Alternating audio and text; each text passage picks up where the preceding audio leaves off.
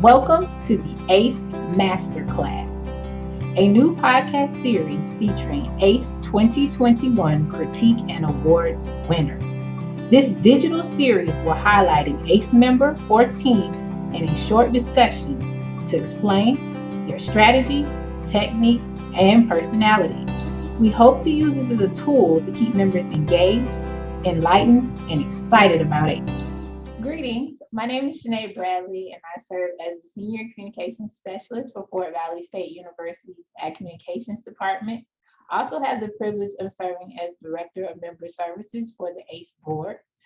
Today, I have the privilege of speaking to two individuals from the University of Florida about a project they did for the Critique and Awards program. So today I want to introduce Dr. Tennille Herron, who serves as the Web Team Manager for the University of Florida IFAS Web Services, and Diana Hagan, who serves as the University of Florida Information Management Specialist. In 2021, Hagan and Herron received the Gold Award in Information Technology category for technology education for their project called Virtual Bootcamp Training Accessibility Strategies for Online Communications. Today, we will discuss how this project came to be and how these ladies mastered their class. In the end, we'll end with a lightning round to also get to know a little bit more about their personalities. So Dr. Herron and Diana, you ready to get started? Yes. You Great. can call me Tennille too. Okay, cool. So we'll be formal today, Tennille. So thank you guys once again for joining us. And we're going to jump right in. So tell us, what exactly is the virtual bootcamp training? Sure. Each year, UF IFAS Communications holds a series of professional development sessions aimed at communicating current industry standards and competencies. The original bootcamp was anchored by two features. One was an in-depth, hands-on media training with our PR and video teams, and the other was an intensive training for web content moderators with Tennille and her team. A slate of other communications training filled in the alternate time slots while these trainings were going on to sort of make it all work. And the overall effect was to introduce our regional faculty and staff to the whole range of our team's expertise in one intensive day of communications training. Yes, so and specifically in spring of 2020, we would have traveled together to one of our Florida campuses and conducted the training in person, but because of the COVID-19 lockdown, we had to shift the training session to a virtual format, and it ended up being great. Cool. So I know we all kind of missed being on the road, but it sounds like you guys adapted based on the circumstances and were able to still be able to reach your audience and provide the information they needed to be able to do their jobs. Briefly, could you explain why do you think there's a need to address the topic of accessibility for online communications? So generally at that time, the University of Florida was making a big push to have all of our digital assets meet a certain level of accessibility standards by a certain date. So there was push from the university to bring our content up to standard. And then also we had several Florida counties and cities and also other universities that we knew of that were sued in 2019 for non-ADA compliant websites. And though this didn't affect the county-facing information that was hosted on UF IFAS sites, these surprise lawsuits had a lot of our county people very concerned about accessibility issues. So that's kind of how this boot camp emerged. Okay. So it sounds kind of like some mitigation type efforts to prevent future problems that you might have foreseen at other universities, because I know in one of my working groups, they talked about ADA compliance. There was a push for many universities to go ahead and prepare because there were lawsuits. And the last thing we want is a lawsuit. at our university. So that sounds like you guys were forward thinking to make sure that you were able to not have to deal with certain issues that some universities had to face. Who was your audience and what type of feedback did you receive? Yeah, so for that one, the accessibility session, it was, like we said before, it was one of 11 virtual training sessions that was advertised and promoted using our internal, we have like an internal listserv system, IFAS all email lists. And for 1 month, we advertised the training and registration, and we were targeting those that had some type of connection to communications. And ultimately, we registered over 104 for the session. 62 attended the live accessibility training session, and then about a little over 50 last we checked, viewers had watched the recorded session when we submitted the CNA entry. Cool. It sounds like I had a pretty decent turnout. I think for anything now online, because people were kind of, I say I was what they call Zoom to death with all the different trainings. But it seems like if you guys are still able to get 104 register and 62 live, that sounds impressive. Especially given now, I think when people are just like, overly exhausted with virtual. So that sounds pretty good. How did you prepare to present this information? Like, what steps did you take? We tried to focus on, well, from my perspective, I tried to focus on my particular discipline and provide facts and things a person could do immediately after the presentation to make their websites more accessible. And then I incorporated some specific and recent lawsuits to answer questions, to answer this big question of, why should someone devote time to making their websites more accessible? Okay. So it made people actually have to sit and think about the possibilities, which I think is important, especially in the line of work we do, because we have such, our work is seen by everyone. So it's not something that, people are gonna miss. So that's good to know. I also contacted the UF Accessibility Office for the official recommendations for how to handle our content that was being shifted online due to the pandemic, which was how we started the presentation. And was a major concern for a lot of people if they were taking a live handouts live and turning it into a video presentation, or going from one format to another. What were the accessibility concerns with doing that? I also had a challenge in terms of making the presentation if I had to boil down a 3-day training on accessibility to 15 minutes. So it was a lot of paring down to give enough information for going on with. But one of the unexpected strengths was that we ended up, when we focused for each of our mediums, the documents and the web, and then Al Williamson was our other co-presenter, who was also received the award and couldn't be here today. We each approached it from our different voices and perspective and mediums, but we kind of reinforced the same principles of accessibility. So that ended up being a strength we found in the presentation. Cool. And it sounds like you guys just made it work, because I can only imagine, like you said, a 3-day training into 15 minutes. That in itself is I'm already like, how did you do that? No, that was 3 days just on documents. That's what Diana is talking about. Yeah. So lots of information there. Yes. Yes, and then deciding what, to show and what not to show. I mean, like I said, that in itself, and I think a lot of us have had to do that, because we know attention span online is different than in person. Yeah. So I commend you guys on, like being able to take those trainings that I think probably took for granted, being able to meet in person and to do something virtually and still, have an impact. So congrats on that end as well. What topics did you guys cover and why? I know we're talking about accessibility, but can you get specific on some of the topics that you covered? Sure. So the training was sort of set up to be more mixed method.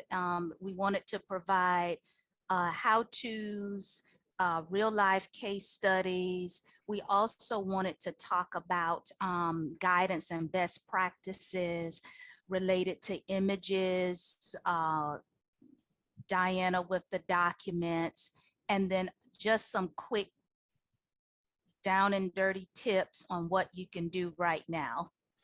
Okay.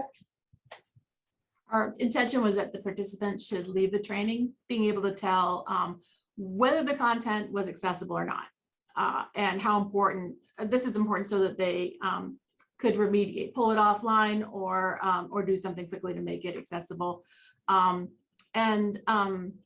Then as much practical guidance, like Tennille said, on how to make it accessible, and that we could put into an hour-long presentation. Well, and I think this is good, like you're mentioning the different topics, because it sounds like they had a full menu, even though, it was virtual. And I think now that so many people have switched to virtual, we're really seeing that you can still learn so much and you not necessarily have to meet together. You can still have great content and still be effective. So I think that's also something to be proud of.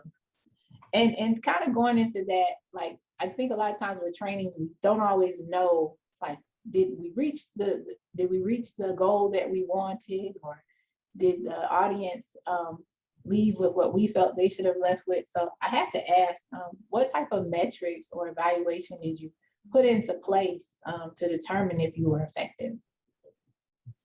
So we had our department conducted a post survey of the participants after the boot camp, and about half of our live participants responded. 90% said they had an improved understanding of the need to make content accessible. 84% said that they had their knowledge of when something was not accessible was improved.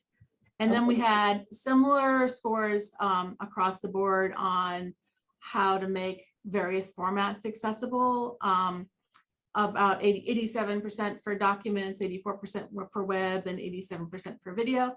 And then for whether they planned on using what they had learned. So yeah, very positive responses. And that's always good to know, like when you put all the work into something and then to get the feedback. And I know even with my own self, when I've done surveys, I'm even usually just happy that people completed them. Because sometimes just getting respondents or people to participate is hard, but to know, that they were there, they were able to provide you feedback. I think that even probably helps you for future planning of training. So that sounds like it was effective for you guys. So great. As communicators, what steps do you think, and just some quick steps possibly, on what we can do to be more accessible in our day-to-day practices? Yeah, I think when we started out trying to do the presentation, we had a goal in mind with the training session that we wanted to inform and then also advocate for increased access to UF IFAS information. So when UF IFAS creates a document, a website, posts on social, we want all Floridians to be able to use the information. So I think asking ourselves this overarching question, can everyone engage with the material? It's just that very simple question is a good place to start. Can everyone engage with the material? All right. And that is a good thing to mention, because I have to look at our material as well, even in what we do, and say, thinking outside of myself with somebody maybe with a vision problem, or someone, who doesn't speak English, or, just thinking of different things that may be, a reason someone may not understand what we're putting out. And accessibility is so important, because we don't ever want to exclude anyone, because I think the work we do as land grant professionals is so important. So this is, to me, a very important topic, and a very timely topic as well. So great. How did the critique and award process help you think, in your professional development? Diane, you want to take this one? So in my regular work, I don't usually fall into any of the typical critique and award categories. Okay. So my thoughts on this is that it makes me really appreciate those opportunities when I can collaborate with my colleagues, communications colleagues. So this was a real learning experience for me, to participate in this, and a lot of fun too. Yeah. And I think for me, I always refer to that ACE critique questionnaire throughout the year as projects, as we're intaking projects, developing projects, to help inform what we do with those projects that we may or may not submit for an ACE award. So I think it provides a good framework of guidance on what we should be targeting and looking for in a finished product.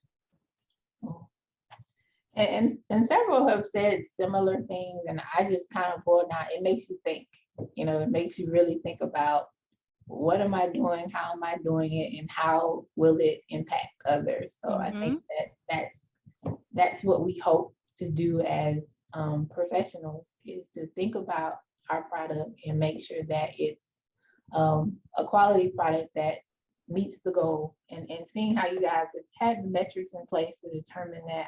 I definitely can see how this won a gold award, and I commend the work that you do, and I just ask that you can to do well at it. So thank you guys so much. Thank you. Just sharing, your process, and also the ability to reach the audience that you did, and to be effective. So thank you. And I would also like to ask, who would you like to thank that helped you during this process in any way? Well, I'm certainly thanking Diana Hagan and Al Williamson for I consider each of them to be experts in their field, and their contributions to the presentation just helped make it what it was. And then it was just fun collaborating with them. And same here. We're so busy in our respective areas that we don't often get a chance to work together on projects like this. And sometimes it takes a critical need to make that happen. Yep. Well, I'm glad that you guys were able to collaborate too, especially across. I know Florida is such a big university. I know IFAS has several parts and moving pieces. So when I get to see kind of like, I'm always like, so what division do you work for? When I talk to some of our UF members at ACE and at the conference, and just learning that you guys are so multifaceted, I think is really cool, and able to do so much for your state. So we appreciate everything you guys do. So now we're going to segue into what I consider to be kind of the fun part of the podcast, where we get to learn a little bit more about our members who we see at a conference or engage with throughout the year, but we just may not know some things that we have in common. So we're going to start with our lightning round, and you guys just answer the questions and we'll have a little fun. So you ready? I think so. Okay. Favorite vacation spot? I definitely don't have one. Okay. It's any place where I'm with family or friends and we're having a good time. Okay, cool. I grew up in Maine, so I'll usually, it's going home where my family is. Oh, that's cool though, because you got the like you're in Florida, so you got the hot, humid, sunny, and you took a complete opposite, from Maine. So yeah, that'll be a different. I guess during the holidays is when it would definitely be different when it's much colder than than it is in Florida. So, oh, Yep. oh. What are our favorite TV show or movie of all time? Mine is definitely the original Law and Order. Okay, Yep. crime TV. I can see that. Cool. Yeah, I like the MASH, and Okay. there's years of reruns, so it's my sort of comfort show. So you're binge watching? That's kind of how it goes? Binge watching during your time off? Is that a good pastime? Because I like to binge watch certain shows too. So. Yeah, but it never ends. Okay. Yeah, MASH was on for a pretty long time. What about a book that impacted you the most?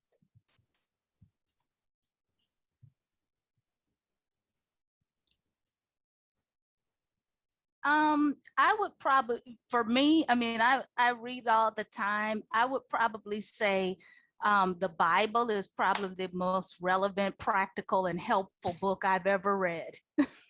Amen. I agree. And have to read and study. Not just read, but study as well. Oh, yeah. Okay. Any fond childhood memories? Something that sticks out, from your youth?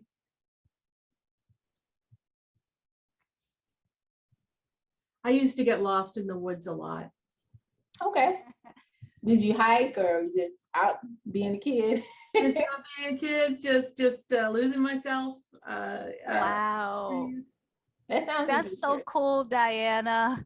Yeah, I would say that mine, one of my most fondest is just Christmas, because we would have it would be nothing to have 40 plus people at my parents' home, and all this food, people bringing friends and random others that we don't know, but everybody's just hanging out, eating, you're having a good time. So I would say that was probably a good fond childhood memory. Okay, and it's coming fast. I feel like they come so fast now, the holidays. It seems like the years go by quick, so you don't have much time to prepare. What's one thing people don't know about you guys? They might see you at work, but maybe you have some sort of cool hobby or unique, activity you do on the weekend. So what's something people wouldn't know about you that you're willing to share? This is a hard one for this is a hard one for me, but I would say most people don't know I don't like surprises. Okay. That's good to know. Yes, it is.